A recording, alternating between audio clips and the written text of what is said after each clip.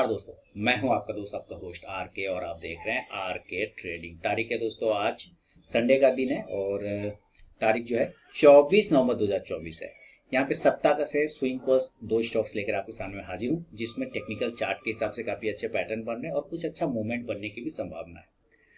मैं यहाँ पे कोई पर्सनल बाइंग और सेलिंग की सलाह आपको नहीं दे रहा हूँ। अगर आप ट्रेड करते हो उन स्टॉक्स उन लेवल पे तो कृपया अपने फाइनेंशियल एडवाइजर से जरूर सलाह मशवरा कर लें, क्योंकि आपके लाभ और नुकसान की जिम्मेदारी मेरे या मेरे चैनल की बिल्कुल भी नहीं होगी।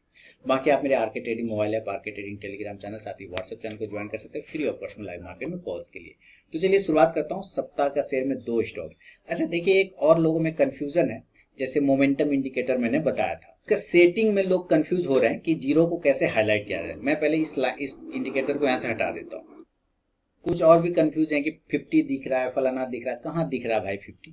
यहाँ पे आना है और आपको मोमेंटम टाइप करना है इंडिकेटर वाले में। ये फायर्स के ट्रेडिंग टर्मिनल पर अवेलेबल है। आप मेरे वीडियो के डिस्क्रिप्शन बॉक्स में लिंक दिया गया अकाउंट ओपनिंग का, आप वहां से अकाउंट ओपन करा सकते हैं। अब ये हमारा इंडिकेटर नीचे लग गया और ये है जीरो लाइन हाईलाइट हो रहा है। यहाँ पे जीरो देखिए, डॉट डॉट डॉट आ रहा होगा।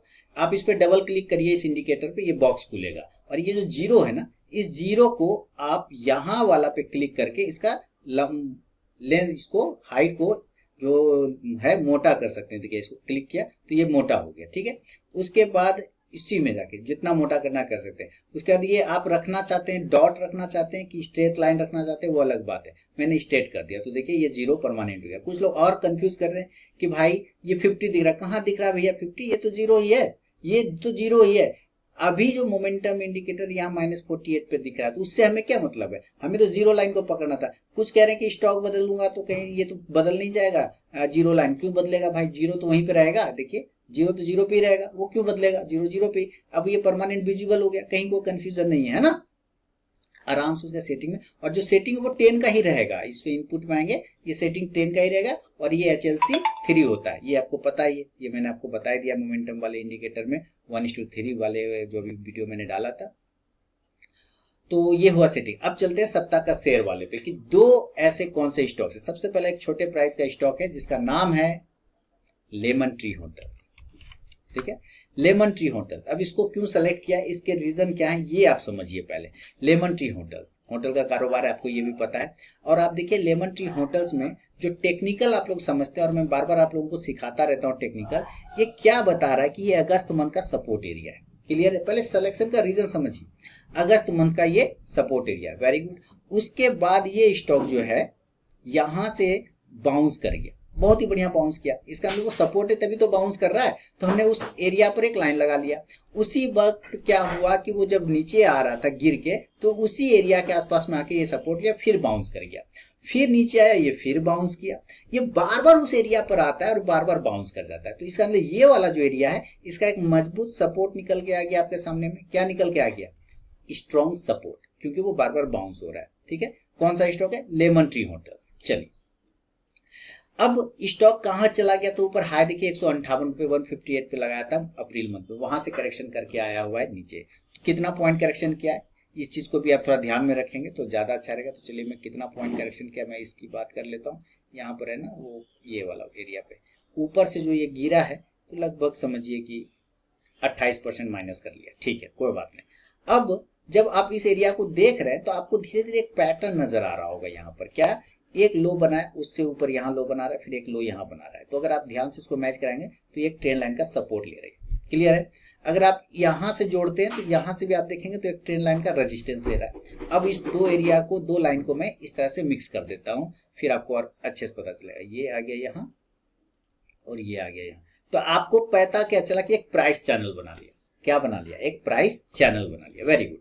अब देखिए स्टॉक से वापस क्या कर रहा है कि स्टॉक ऊपर से, ध्यान से देखिएगा, जो गिरा है तो यहाँ पे रेजिस्टेंस लिया, यहाँ रेजिस्टेंस लिया, इस तरह से रेजिस्टेंस लेके यहाँ आ गया। अब जब ये रेजिस्टेंस ले रहा था यहाँ पे, इस एरिया पर रेजिस्टेंस लेके गिरा, इस एरिया से रेजिस्टेंस लेके गिरा, इस एरिया से रेजिस्टेंस लेके गिरा, तो ये ट्रेंड लाइन अब आपका रेजिस्टेंस हो गया, ये रेजिस्टेंस हो गया। लेकिन इसने इस रेजिस्टेंस को यहाँ ब्रेकआउट किया, ऊपर गया, फिर नीचे क्लेम कर लिया और क्लेम करके वापस बाउंस किया। ये बहुत ही बाउंस बैक का सिग्निफिकेंट है। बाउंस बैक ये बहुत ही अच्छा तरीका से इंडिकेट कर रहा है कि ये बाउंस बैक एरिया है, यानी ये एक अच्छा सपोर्ट है, तभी हम बार बार यहाँ पर आते हैं और हम बाउंस कर जाते हैं। तो अब संभावना क्या है, जब ये बाउंस कर रहा है, ठीक है, जब ये बाउंस कर, अच्छा मैंने मोमेंटम हटा दिया, मोमेंटम है ना, अच्छा मोमेंटम इंडिकेटर को भी आप डीप कर सकते हैं, स्टाइल में जाइए और ये मोमेंटम वाले पे क्लिक करिए, उसको यहाँ पे डीप कर लीजिए और इसको काट दिया, हो गया डीप। अब ये इंडिकेटर हटा दी, कोई दिक्कत नहीं, इंडिकेटर लगाइए नहीं लगाइए, इस टेक्निकल एनालिसिस में आपको यहाँ पे समझना है। अब ये चीजें तो हमें दिख गया कि ये ब्रेकआउट हो गया ट्रेंड लाइन का और रेजिस्टेंस तोड़ के क्लेम भी कर लिया और रिटेस्ट भी हो गया।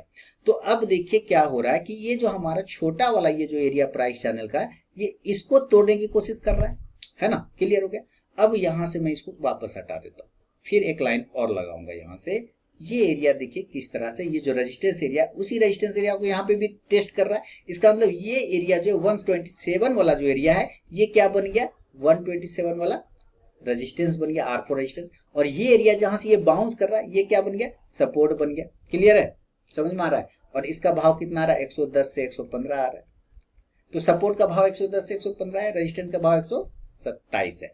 अब चूंकि एक नीचे से राउंडिंग बॉटम पैटर्न बना रहा है, ध्यान से देखिए, this is called rounding bottom pattern. तो एक राउंडिंग बॉटम पैटर्न का ब्रेकआउट होने का भी संभावना बन रहा है।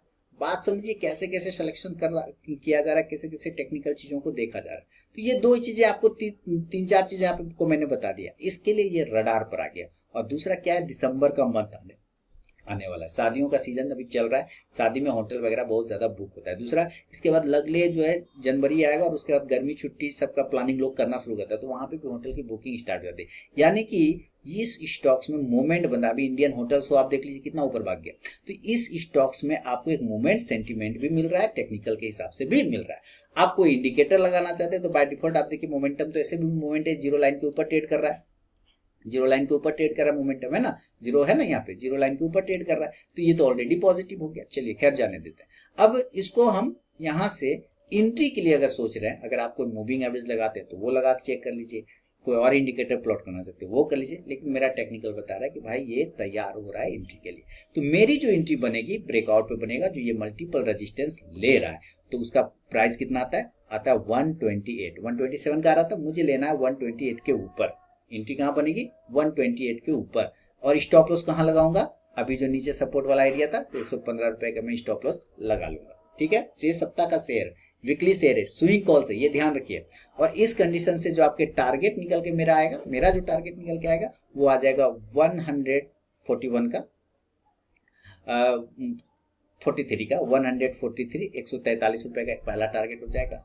दूसरा टारगेट कितना आ जाएगा, है ना, कितना आ गया, 143 पहला, दूसरा आ जाएगा 158, 158 रुपए का। ये दो टारगेट सप्ताह का शेयर में होगा। आपने पिछले किस शेयर में पैसा बनाया है मेरे सप्ताह शेयर में, आप मुझे कमेंट करके जरूर लिखिएगा।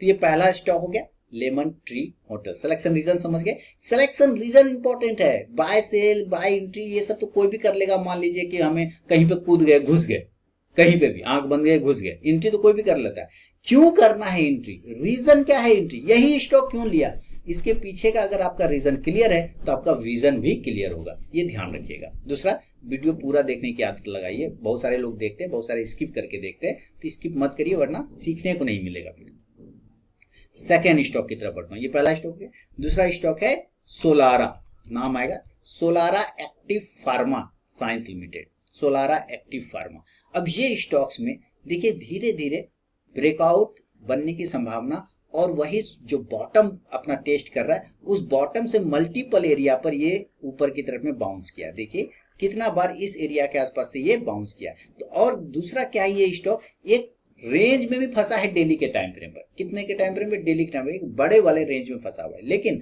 लास्ट फ्राइडे को अगर हम लोग देखें तो इस स्टॉक्स ने अपने बॉटम के एरिया से अच्छा बाउंस करने की कोशिश किया। बॉटम से ये बार बार यहाँ पर आके बाउंस करता है। यही चीज यहाँ पे भी हमें शो कराने की कोशिश कर रहा है। एक तो ये हो गया कि अपने बॉटम से ब्रेकआउट कर रहा है, जो रिटेस्ट कर रहा है, और दूसरा कि एक ट्रेंड लाइन का हर्डल है जिसके वजह से इस ट्रेंड लाइन का ब्रेकआउट करने की संभावना बढ़ जाती है। अगर मार्केट में मूवमेंट आता है तो यहाँ पे ब्रेकआउट आपको देखने को मिल सकता है।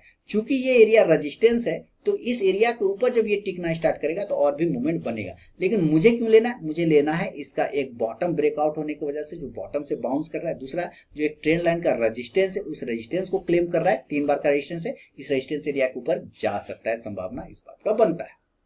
इसके लिए इसको मैंने सेलेक्ट किया है। दूसरा क्या है कि इसमें बड़े टारगेट भी बन सकते हैं। क्यों? क्योंकि ये डेली के टाइम फ्रेम पर आप देखिए पिछले 2 महीने से एक ही बॉक्स में घूम रहा है। तो एक क्या है, कंसोलिडेशन फेज में भी है, हो सकता है आगे जाके उस कंसोलिडेशन फेज का ब्रेकआउट होता हुआ मिल जाए। इस वजह से इसका सिलेक्शन हो गया सोलारा एक्टिव फार्मा का। बाइंग करना है मुझे, अगर मैं सोलारा को बाय करता हूं तो 800 के ऊपर में बाय करूंगा, बाय अब 800। इसके जो स्टॉप लॉस निकल के आएंगे वो आएगा 770 का निकल के आएगा, जो कि इसके एरिया के आसपास में आता है। ठीक है, ये जो बाउंस एरिया वहां से, और जो इस कंडीशन से टारगेट होगा वो 830 से लेके 860 तक का टारगेट, आपको 860 तक का टारगेट मिलेगा। अब 860 यानी इस एरिया के ऊपर अगर ये एरिया तोड़ देता है तो इसका मतलब क्या है कि जो ये कंसोलिडेशन फेज है इसका भी ब्रेकआउट हो जाएगा, देन ये बड़े टारगेट भी जा सकता है, लेकिन इसका बाद में बात होगा। पहले हमें ये 2 टारगेट को फोकस करना है। प्रॉफिटेबल आप कब बन सकते हैं? जब आप फर्स्ट टारगेट पर 50 to 70% क्वांटिटी बुक करते हैं ना, बाकी को स्टॉप लॉस अगर आप ट्रेड कर लेते हो तो आप प्रॉफिटेबल होने की संभावना आपकी बढ़ जाती है दोस्तों। तो इस तरह से ये 2 स्टॉक्स मैंने सेलेक्ट किया है। उम्मीद है ये दोनों स्टॉक आपको पसंद आया होगा। सिलेक्शन रीजन भी आपके लिए इंपॉर्टेंट है, वो भी मैंने आपको बता दिया टेक्निकल चार्ट पे ले जाके, क्योंकि मैं टेक्निकल चार्ट ही फॉलो करता हूँ। बाकी आप मेरे RK trading mobile app, Telegram channel, साथ ही व्हाट्सएप चैनल को जरूर ज्वाइन करें फ्री ऑफ कॉस्ट में लाइव मार्केट में कॉल्स के लिए और ऐसे ही एजुकेशनल वीडियोस के लिए। तो मिलूंगा नेक्स्ट वीडियो में, तब तक के लिए बहुत बहुत धन्यवाद।